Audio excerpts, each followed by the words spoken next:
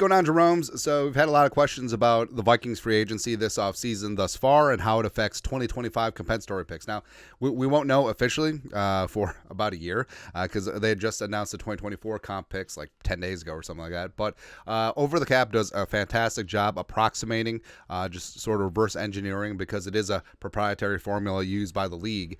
So comp picks, what it is it's 32 picks at least that are tacked onto the back end of the third, fourth, fifth, sixth, and seventh rounds. And basically, it's a way to supplement if you net lose free agents. So it's just another instrument to keep parity going in the league. Now, what matters is expiring contracts. So players who are cut don't factor in. Whether you cut a player, you do not get credit for a comp pick, as well as if you sign a player that was cut, that doesn't count against you in the formula. So it all comes down to expiring contracts. Either way, ideally, most teams will come away with a couple of comp picks, because what it is sign of a healthy franchise is you're letting your guys go. They serve their usefulness and they served out their entire contracts, which does make sense versus if you had to cut guys due to performance or cap issues. And then free agency should help supplement your roster. You shouldn't try to build your roster off of free agency, but this is a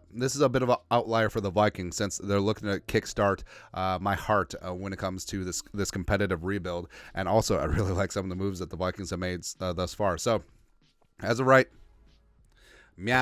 over the cap is projecting the Vikings to have zero goose egg D'Angelo Russell compensatory picks for the second year in a row. Now, Ricky Spielman was great with this back in the day. I think that the Vikings had a record comp picks for like 9 straight years or something like that. But basically, even though the Vikings are losing Kirk Cousins, even though the Vikings are losing Danielle Hunter, the Vikings have signed enough players where it's probably going to offset, right? And here's the thing too, and this is what people get mad about. It's like, well, Kirk Cousins' his contract is up here, Danielle Hunter's contract is right here, and then you look at Grenard and Cashman and Van Ginkel and Sam Darnold, and they're down here, but they still offset. It is what it is. That's the way the formula works. So right now, they have Kirk and Danielle at 3. Now, the third round comp pick is the highest that you can get, tacked onto the back end of the third round.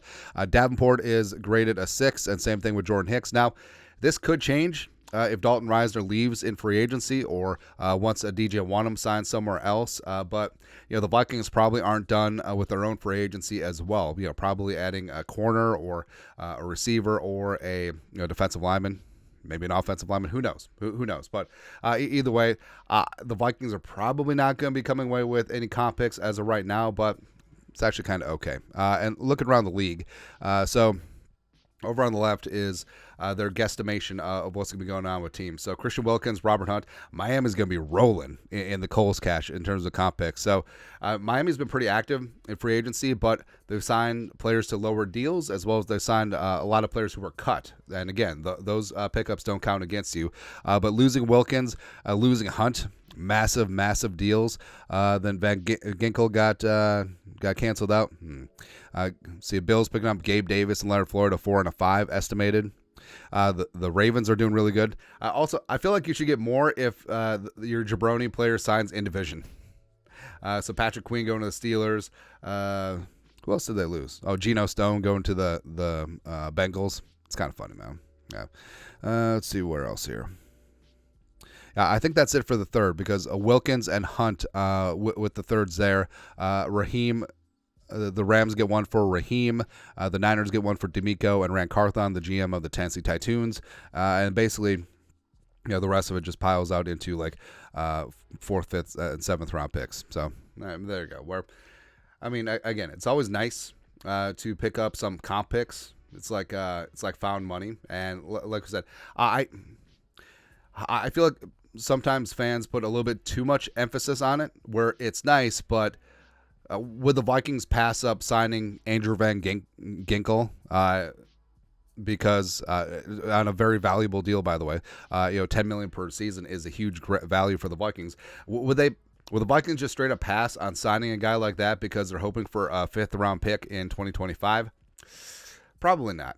Probably not. Again, comp picks, you see the Patriots back in the heyday, you see the Ravens now, saw the Vikings throughout the duration of the Spielman regime. Like, they love the comp picks because they knew the formula and they played things out that way. But this offseason, I mean, the Vikings needed to supplement. The Vikings needed to bring in a bridge quarterback. That's why they got Darnold. They needed to add youth on the edge. That's why they got Grenard and Van Ginkel. And then they needed some off-ball help with Blake Cashman.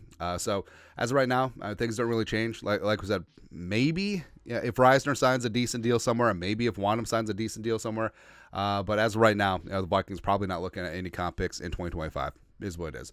But your thoughts are thoughts. Take a look at comp picks. Let us know in the comment section below. You guys are the best. Skol, production value.